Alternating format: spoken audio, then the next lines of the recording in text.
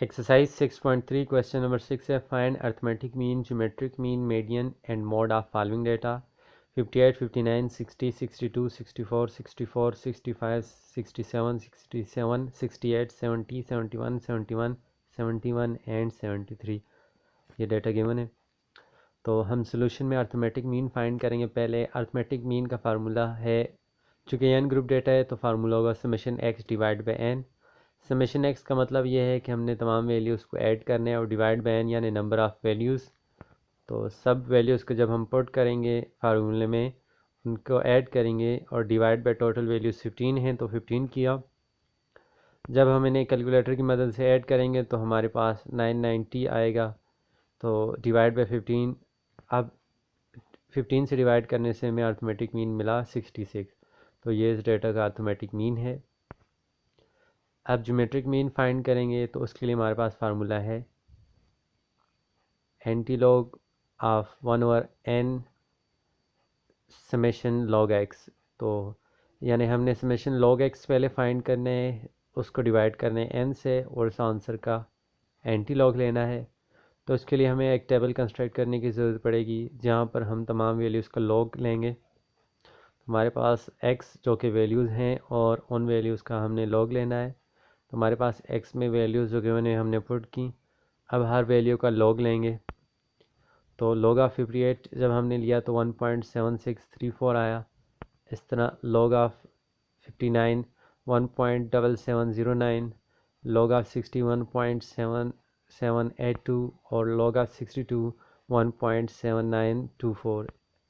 इस तरह बाकी logs फाइंड करने हैं, तमाम जो वैल्यूज़ हैं उनके, और उन्हें पुट करने हैं इस टेबल में और उनको ऐड किया तो हमारे पास आया 27.2770। अब इन वैल्यूज़ को हम फार्मूला में पुट करेंगे। समेशन लॉग एक्स, तमाम वैल्यूज़ का हमने लॉग लिया और उनका सम हमने फाइंड किया। अब उसको हम फार्मूला में पुट करेंगे तो हमारे पास 27.2770, इसको डिवाइड करेंगे 15 से।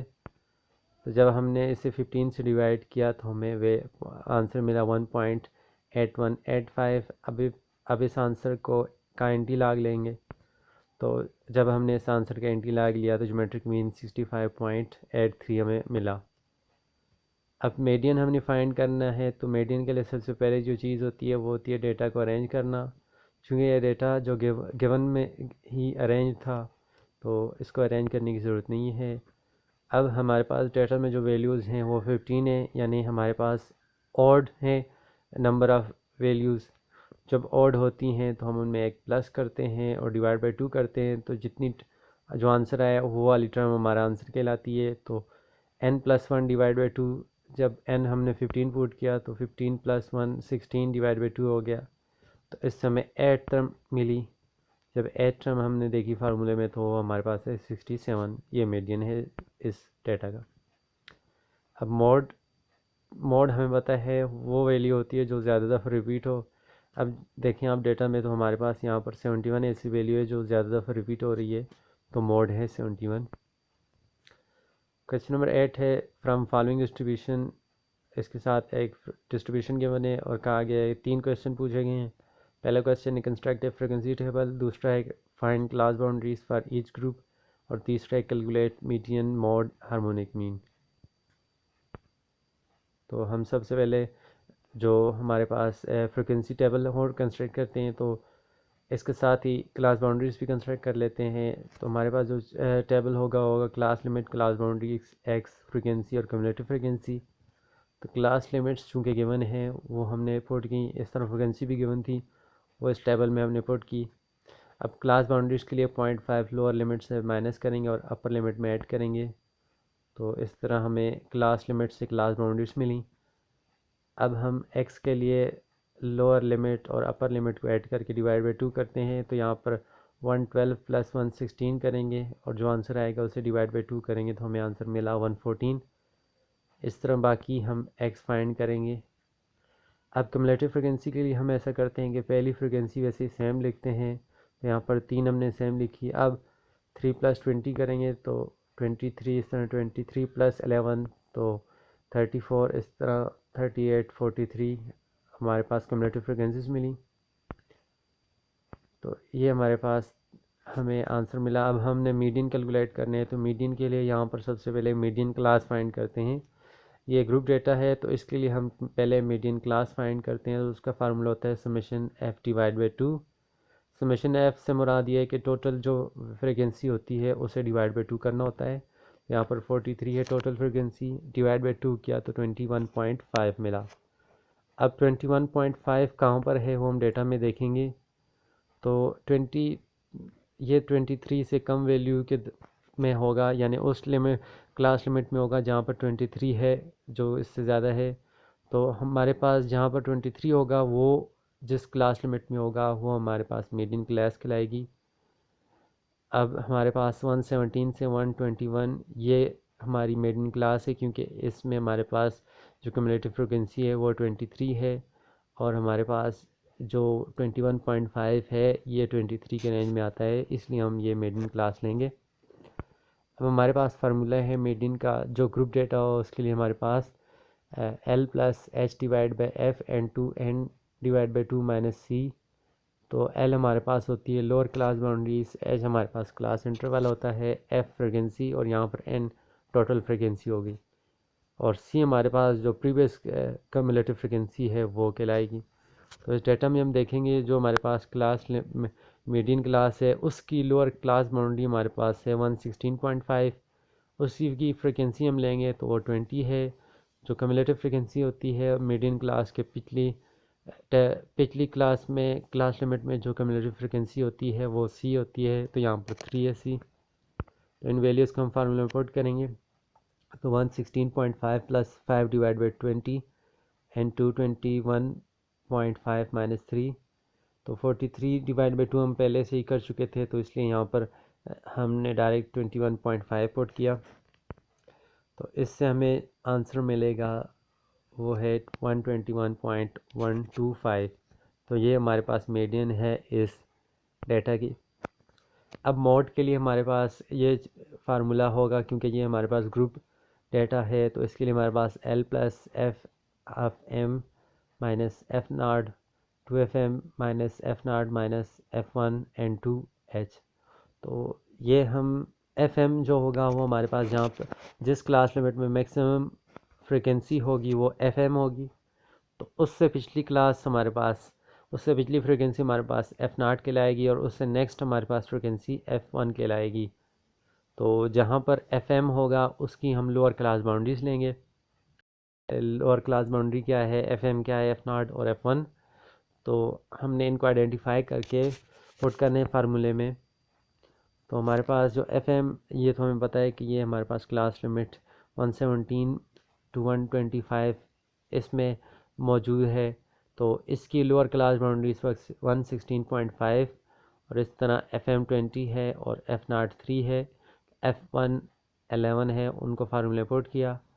जब हमने इन्हें पुट किया तो इन्हें सॉल्व करने से हमें मिला 116.5 प्लस 17 इंटू 5 डिवाइड बाई 27। तो जब हमने इसे कैलकुलेट किया तो हमारे पास मोड में आंसर आया 119.648। तो ये हमारे पास इस डेटा का मोड है। अब हार्मोनिक मीन के लिए हमें अगेन एक टेबल कंस्ट्रक्ट करना पड़ेगा जिसमें हम summation F divide by x find करके ये इस फार्मूले में पुट कर सकें। तो टेबल हमारे पास कुछ इस तरह का होगा, क्लास लिमिट्स एक्स एफ और एफ डिवाइड बाई एक्स। जो हमारे पास एक्स होगा उससे एफ डिवाइड बाई एक्स करेंगे तो हमारे पास जो आंसर मिलेगा इस टेबल में पुट करेंगे। तो हमारे पास 3 चीज़ें पहले से फाइंड है तो वो हमने पुट की। अब F divide by x find करना है। तो यहाँ पर फर्स्ट क्लास लिमिट में 3f है और इस तरह 114x है। तो जब हम f डिवाइड बाई एक्स करेंगे तो हमारे पास 3 डिवाइड बाई 114, तो हमें आंसर मिलेगा 0.026। इस तरह 20 डिवाइड बाई 119 तो आंसर मिलेगा 0.168 और इसी तरह 11 डिवाइड बाई 124 तो 0.089। 4 डिवाइड बाई 129 तो 0.031। 5 डिवाइड बाई 134 तो 0.037।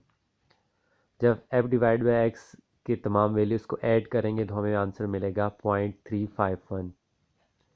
अब 43 और 0.351 को फार्मूले में पुट करेंगे तो हमारे पास 43 divide by 0.351 is equal to 122.5, यानी इस डेटा का हार्मोनिक मीन इक्वल टू होगा 122.5। अब ज्योमेट्रिक मीन फाइंड करना है तो उसके लिए हमारे पास फार्मूला है geometric mean is equal to anti log 1 divide by summation f n to summation f dot log of x. तो इसके लिए हमें अगेन एक टेबल कंस्ट्रक्ट करना पड़ेगा जहाँ पर हम लॉग ऑफ एक्स भी लेंगे और फिर उसे एफ से मल्टीप्लाई करेंगे। तो जो हमें गिवन चीज़ें हैं वो हम पुट करेंगे टेबल में।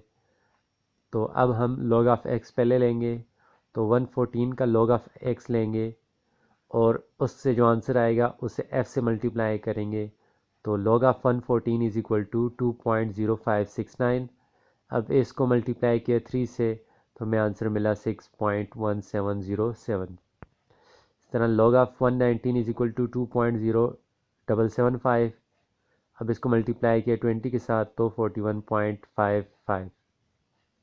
अब log of 124 is equal to 2.0934 और 2.0934 को मल्टीप्लाई किया 11 के साथ तो हमें मिला 23.0274। अब log of 129 is equal to 2.1106 तो इसे हमने 4 से मल्टीप्लाई किया तो 8.4424। इस तरह हमने बाकी रिमेनिंग जो log ऑफ x था वो फाइंड किया, उसे f से मल्टीप्लाई किया।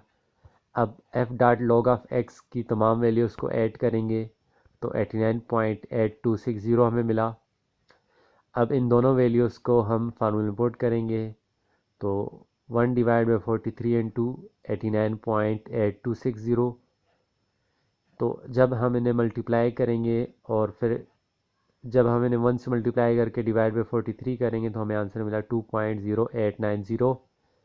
अब 2.0890 का हमने एंटी लॉग लिया तो हमें आंसर मिला 122.7374। तो इस डेटा का ये ज्योमेट्रिक मीन है।